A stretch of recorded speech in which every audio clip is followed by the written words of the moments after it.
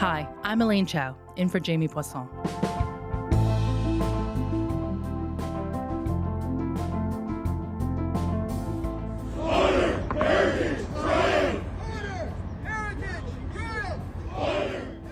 More than a dozen masked figures, dressed in black, are protesting in front of the gates at Exhibition Place in downtown Toronto. They're holding banners that say, "Mass deportations now," and "DEI is how nations die." There's some chanting, and at one point, a demonstrator gives a speech about how, quote, "foreign blood has diluted the country." This happened back in May as part of a protest organized in part by a group called Nationalist 13, or NS13. It's one of several fight clubs, known as active clubs in white nationalist circles, that some experts see as the fastest growing extremist threat in Canada.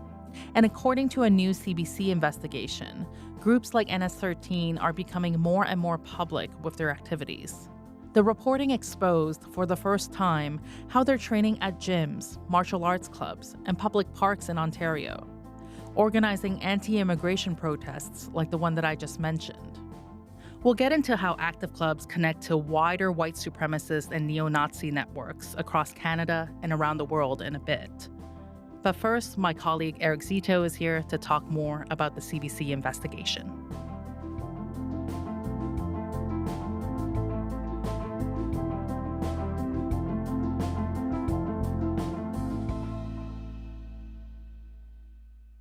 Eric, hello. Hello. So, before we get into kind of what these active clubs are and how they operate, the ones that you investigated, what actually led to this investigation? Like, why did you take this on?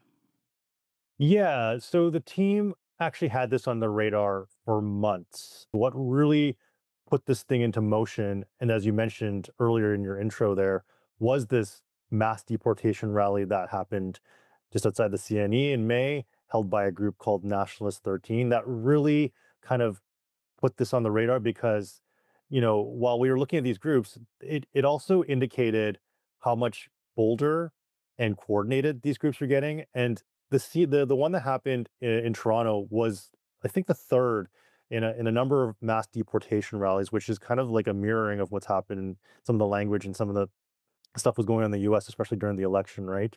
But it happened in London. It happened in Hamilton, Ontario, a few months prior, and then this one. We've been mentioning NS13 a bit. Like, can you tell me a little bit more about the group? Nationalist 13 came onto the map, but definitely a couple of years ago, and it started with these sticker campaigns on light poles around Hamilton area because they're based out of Hamilton, Ontario. And it Hmm. ended going to kind of real world organizing, right? Like if you go back to for example, those mass deportation rallies that we were just talking about, or even the sparring in parks or practicing, boxing in gyms, like it became a more real world thing. And they became bolder. And one of the people that we noticed that we were able to use with our open source techniques, and also just, visually verifying was a fellow that had the same tattoos, had the same markers as someone that was an open supporter of Proud Boys, used to wear Proud Boys paraphernalia, but was now a very prominent member of NS13, especially with what the photos and the videos that we came across. And what are the group's like main beliefs? Tell me a little bit more about kind of their messaging, like, and their presence on social media. They're very present on social media. I think one of the more active or more, prolific posters on social media, lots of subscribers on Telegram, on their Telegram channel. Over 3,000 subscribers, right? Is that right? Over 3,000. And, that's also something that we always take with a grain of salt. We don't know whether these are supporters, whether they are law enforcement, journalists like us, researchers. We don't know, but they definitely had the most compared to a lot of these other clubs.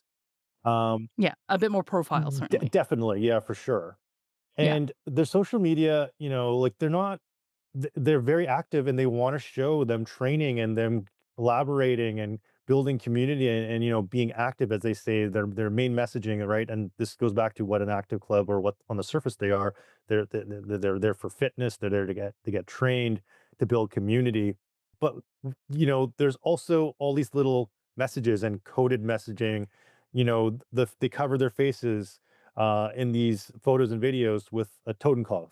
It's like a grinning death mask that was used by the Nazi SS. Correct, that's right. In videos, they will show themselves doing some renos with the Nazi lighter in front of them. Or on Hitler's birthday on April 20th, they celebrate it and say this is the greatest person to ever live. And they hope that someone one day actualizes his vision. That's kind of the range of what they do on social media.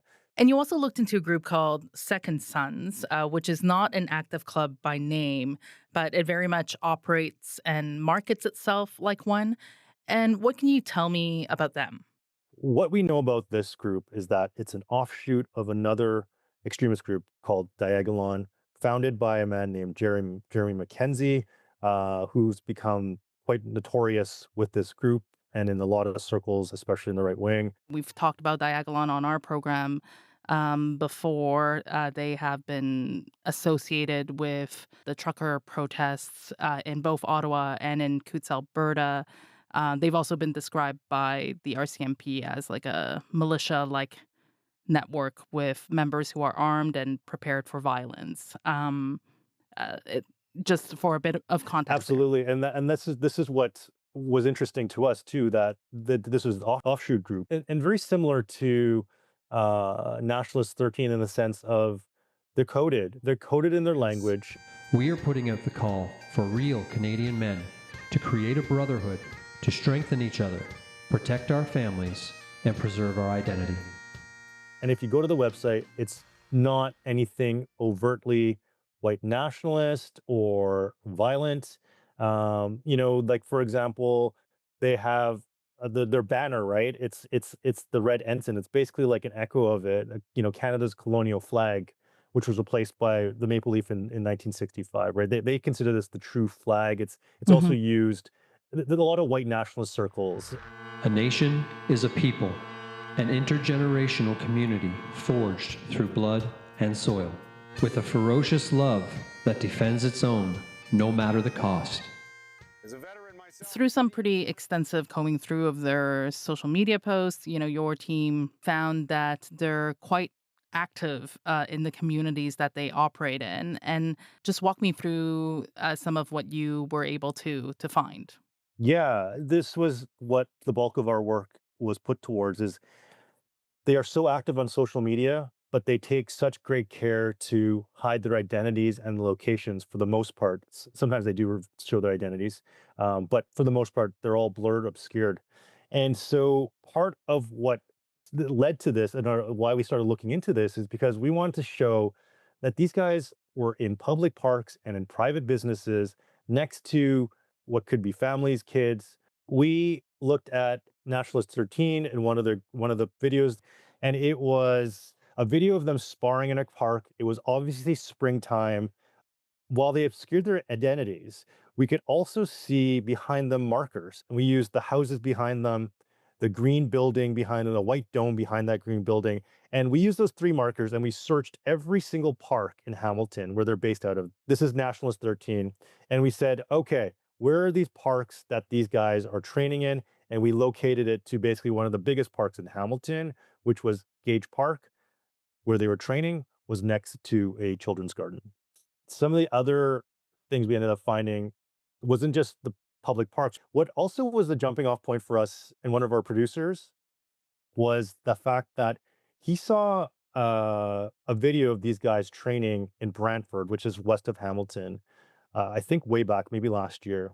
And he saw another social media post where these kids, the soccer academy, had been training at a similar place, and it was under a gazebo, and it was very identifiable because it had a crack at the top of it, and he was able to geolocate it to that. And this is kind of what the point of this is that like there's these soccer academies or families, whoever, using these facilities. Meanwhile, you have these fascist fight clubs, these active clubs, these white nationalists using the same facilities and promoting their cause in these same places. That's actually a part of the impetus for why this story started as well. Thank you, Eric, for your time. Thank you for having me.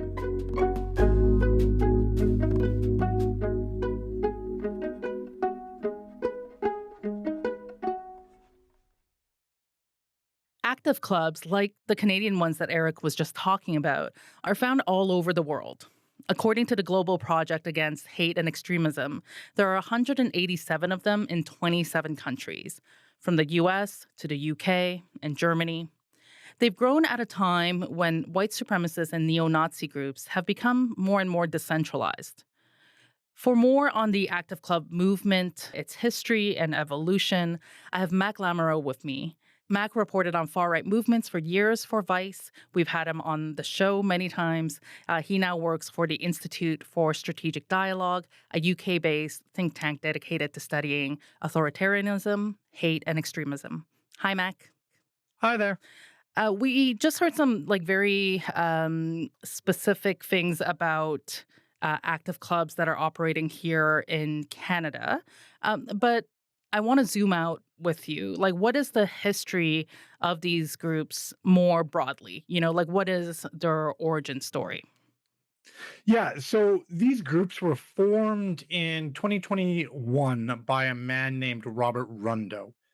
Rundo was this figure in the California far right who was involved in this group called the Rise Above movement, which, for lack of a better term, could probably be called like a far right street fighting group. Hmm. They went out and they got into quite a bit of skirmishes with, anti-fascist groups, that sort of thing, in the late 2010s. And he actually got a couple charges for his activities with them. This protester punched in the face one of the organizers of the rally pepper sprayed. Well, today, the FBI says this man, Robert Rundo, is the leader of a white nationalist group that plotted the violence at that rally and other rallies as well. Mr. Rundo. He actually, kind of running from these charges, went to Europe. And when he was in Europe, he saw these kind of extreme right mixed martial art groups, specifically ones that he saw in Ukraine and other Eastern European countries. And I suppose he thought that would probably work in the United States. So after taking inspiration from these far right groups in Eastern Europe, he decided to give it a try back in the United States. And he set up these decentralized cells. The best way to think of active clubs would be more of a network of groups rather than one large group. They kind of crisscross the United States and they crisscross Canada right now. They're for simplicity's sake, leaderless, and he's had massive success with his latest project.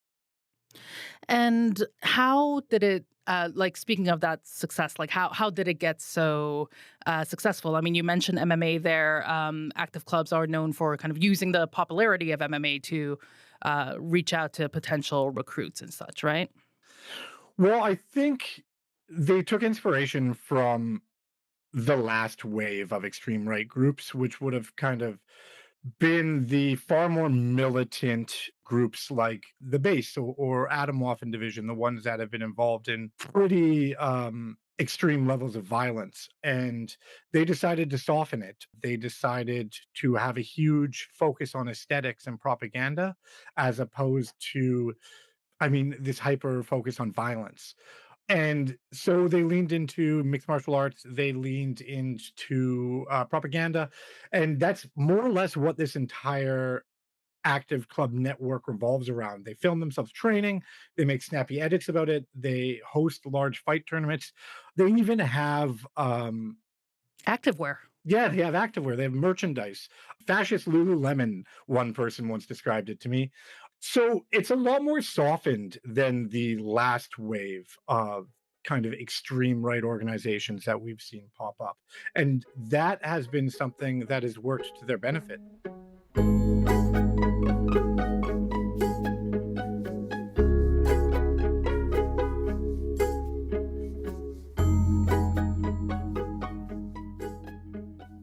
I read in a report from the Counter-Extremism Project from a couple of years ago that said that their ultimate goal is, quote, the creation of a standby militia of trained and capable right-wing extremists who can be activated when the need for coordinated violent action on a larger scale arises? What is the main purpose of this like wider global network of active clubs?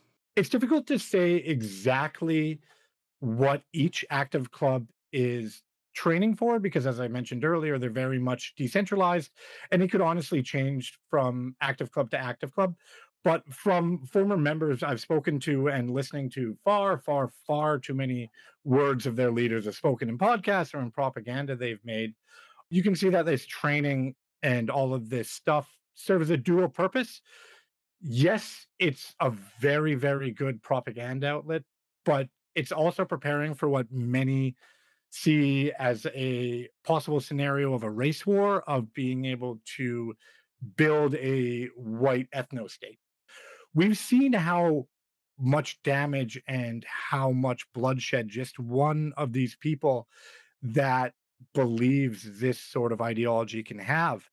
You don't have to look any further from London, Ontario. Just a few years ago, we had that young man who believed Hmm. in very, very, very similar ideologies to the people who are within these organizations kill a Muslim family. Prosecutors say a driver intentionally ran down the Afzal family, targeting them because of their Muslim faith. After police searched his apartment and electronics, a detective said some documents appeared to be hate-related material and relevant to the listed offenses. An RCMP national security investigator writing, the murders constitute terrorist activity.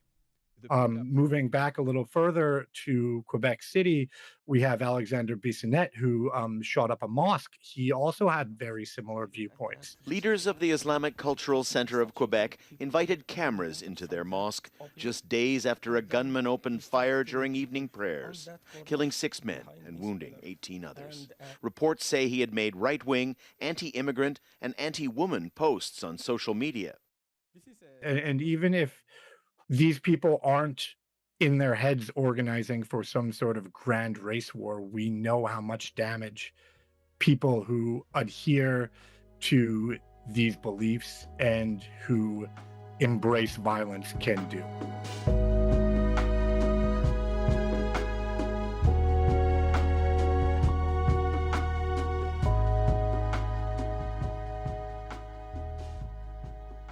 Getting back to Canadian active clubs specifically, like how do you see them fitting into the broader network of white supremacist groups and neo-Nazi groups, in the country? Because I'm just thinking back to the fact that like a lot has changed for these groups in recent years. In 2021, the Proud Boys and Adam Waffen were designated as terrorist organizations by Public Safety Canada. The Canadian government is currently considering criminalizing hate and terror symbols. So I feel like there's been a lot of changes in the landscape. Yeah, 100%. In many ways, I think you could view active clubs as being, for lack of a better term, maybe the tip of the spear of white supremacist and neo-Nazi organizing in Canada. Mm. They're the ones out in front creating propaganda, actively recruiting, while some of the other groups tend to not be as publicly facing. What we do know is that active clubs do have a very deep connection with other extreme right organizations. Hmm. We've seen by great reporting from Peter Smith of Anti Hate Canada that they have very, very deep ties with the Hammerskins, which is a neo Nazi skinhead organization that's been around for years and years and has connections to criminal organizations. In particular, Hmm. there was a young man that I reported on. His name was Christopher Nippick. He was one of, if not the central organizers of the initial spread of active clubs across Canada. And not even just Canada, he actually traveled to other countries to help set them up in some Scandinavian countries, to help set up the initial active clubs there to get them off the ground. And Christopher actually got charged for his activities with the Atomwaffen division before actively, for lack of a better term, working on the Active Club project. And for those who don't know, the Atomwaffen division was this heinous, very, very violent extreme right organization that were They're linked to 5 killings, right? They're linked to 5 killings, yeah, and they believed in militant accelerationism, which was this idea of hastening the fall of society so they can build a white ethno-state out of it. Hmm. So they're not just these white supremacist organizations that are out in parks rolling around with each other and doing mixed martial art and kickboxing and that sort of training, but they're also a conduit to a far deeper and far more insidious far right network that kind of lays under the surface.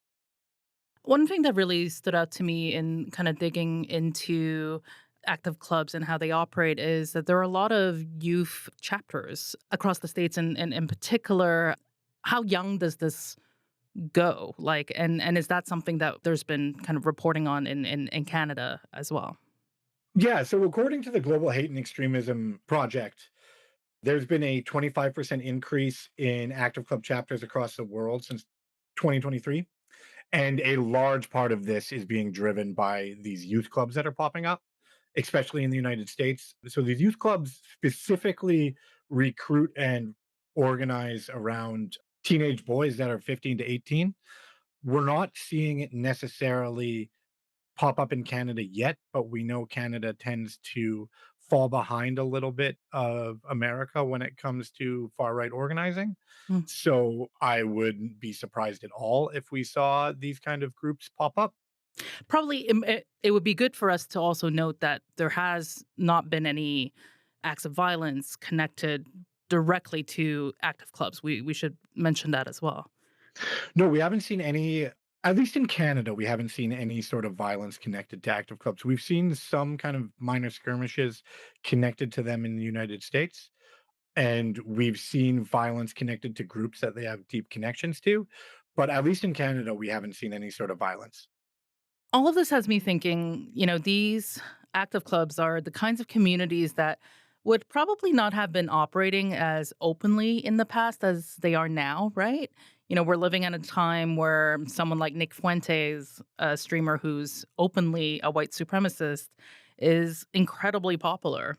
I think about that recent episode of the debate show Surrounded, where Mehdi Hassan spoke with a guy who openly called himself a fascist. I certainly don't support anyone's human dignity being assaulted. I'm a Catholic. But you don't condemn Nazi persecution of the Jews? I think that there was a little bit of persecution and stuff like that, which is bad. We may have to rename this show because you're a little bit more than a far-right Republican. Hey, what can I say? I think you can say, I'm a fascist. Yeah, I am. And are we in a moment now where it's become more socially acceptable to identify with these extremely far-right types of political views? I think certainly, I think we've seen the window of acceptability when it comes to holding these noxious views certainly swing in their direction.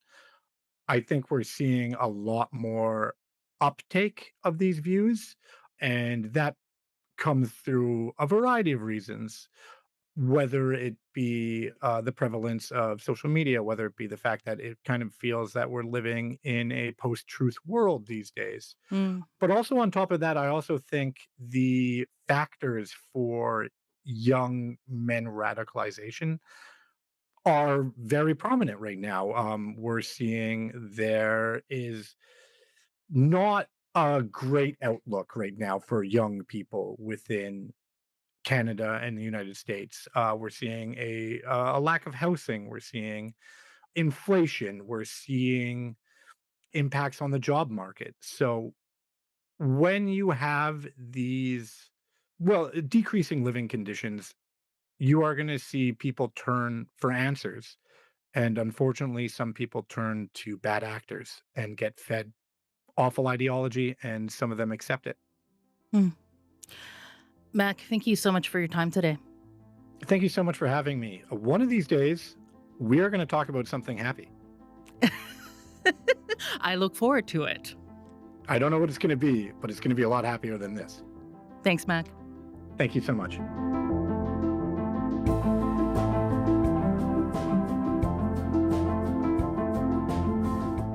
Before we go today, we wanted to note the passing of the Prince of Darkness himself, Ozzy Osbourne. All I do is make music, you know. I don't sit down and purposely plan to freak everybody out. I mean, I always have played heavy metal music.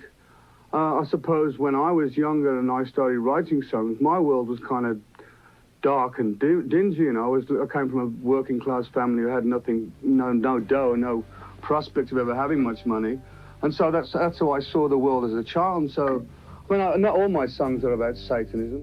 Satan sitting there, he's smiling. In the early 70s, as the lead singer of Black Sabbath, Ozzy helped invent heavy metal. Watches those flames get higher and higher. Oh no, please God help me. And in the early 2000s, he helped popularize reality TV with the Osbournes. Sharon! Sharon! Someone has been in my room and taken my beers away from my room. I don't think so, darling. Who would do that? Who could possibly do that? Who's the beer thief? You. You're the beer thief. And in between, he had an incredibly successful solo career. Bit the head off a bat, got arrested for peeing on the Alamo, and seemed to have fun doing it all.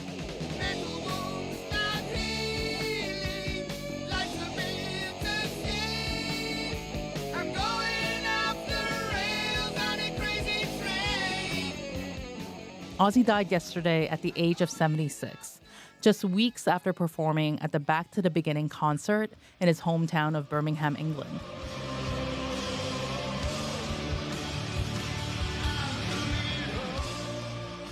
Billed as Ozzy's final on-stage performance, he sang solo hits and reunited with the original members of Black Sabbath. It was the highest-grossing charity concert ever, raising $190 million to be split equally to Birmingham Children's Hospital, Acorn Children's Hospice, and Cure Parkinson's, an organization dedicated to finding a cure for the disease Osbourne had lived with since 2019.